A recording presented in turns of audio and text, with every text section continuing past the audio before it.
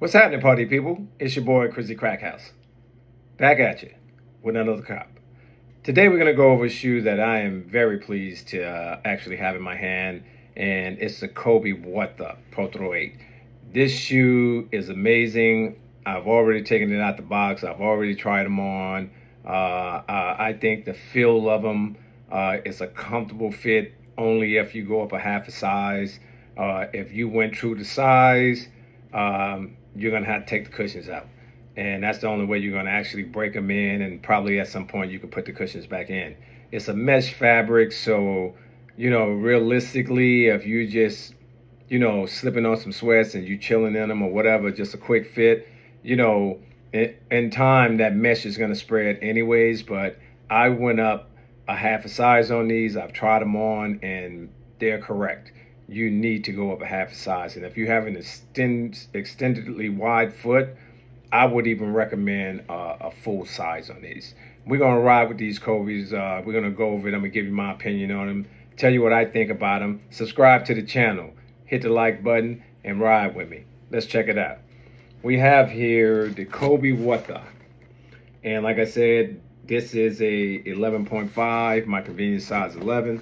The shoe itself, it comes in this glossed out reptile like box, but you can't feel it. It's just a convenient sprayed on box. It's not like the wet cements where you could really feel the roughness on the box and things like this. But hey, these shoes are fire. Like I said, I already had taken them out. I already looked at them. I've already tried them on, so I can give you the full review of what I think about them. And as of right now, they're like really high up there on me. I always say I rate shoes, or I'll give a shoe a rating. At the present time, I'm going to rate these early because, and I rarely do that either, but I'm giving these a 9.5. I've still haven't hit a shoe that I gave a 10 yet, but at the present time, these are 100% getting a 9.5. Just the detail on them, and we'll go over both shoes, and the material. The one thing I like about this shoe the most is that it's made out of a fabric material. It's not made out of the past Kobe's. They were made out of that reptilian type feeling. Like you can really feel the reptile on the shoes. These are 100% fabric. It's a very thin fabric, and that's why I say at some point they will break in. Even if you went up a half a size, you'll still be good. You won't get ugly wrinkles in the shoe or nothing like that. It's a lot of detail, went into making this shoe. I don't think the shoe been made in 12 or 13 years, if I'm correct. I'm not 100% on it, but I know it's been that long. They redefined the tongue. They put this new tongue on the shoe, which is amazing. I think this is much better than any tongue on any Kobe made. I think that was a good move, whatever designer decided to do it. You can see right here, they have Kobe number on right here on the loophole. Let me move that up. And that's his name, and I think the other one has his number. But, the detail that went into, comfortably getting the shoe where it's at. One of the details, this sign right here, it does glow in the dark, and it reveals some cryptic writing underneath it. I wish I can get it to go in the dark for you so I can show you, but I'll just let you know that it's another feature that's on this shoe. And I think they hit all the way home run with this. I think they paired the laces right.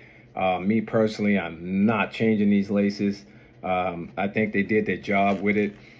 Just like with the other shoe, and you can see this also glows in the dark as well. So you have one side with the check that's going to do a glow, and then you have the Nike sign on this side, which also does a glow. And I think it's just a added extra to the shoe, and the laces, they just hit, man. You can see the material on the shoe right here. You can see the fabric that it's made out of. And, it's like a remarkable thing. I think they really nailed it, man, I think they put the colors in the right place. I think they did the shoe liner right. I think they did the sock liner right. You know, the redeformed back of this shoe, even though these shoes will never see a basketball court with me in them. So I don't have to worry about the stability of jumping and moving. But, this is some casual fit joints right here. So that's all they basically good for. But at the end of the day, you have to like the shoe you like. I think this is an incredible shoe. I think they did a wonderful, wonderful job with it. I think the laces that they gave, they just threw those in because they don't hit like these. And that's what matters. And how they did the tongue of the shoe, the whole redefining of the shoe. I like this shoe much better with this type of fabric because, regardless of the fact, it's going to give a little bit more and you're going to get a little more comfortability in it. But it's an exact, I went up a half and I'm just letting you know it's an exact fit for me. And I know once I wear them, it's just like with those Fear Guards. I was telling people don't go up a full size on them because, they release, depending on how much you're walking, how long you had the shoe on. That's what it's going to depend on how many times you wear it, how fast it expands. And that's basically what's going on with this. But I love these. I think they're A1. And like I said, I do give them a 9.5, 100%. And I think they hit it out the park with them. And I'm happy to have a pair. I like how they did the bottoms all the way around. The sides, the toe of the shoe. They hit it out the park, man. They hit it out the park. But that's what it's about when you buy the shoe. You got to buy a shoe you love. And that's the only person that it matters to. Love the ones that love you. Stay in your lane. You always be safe. Peace.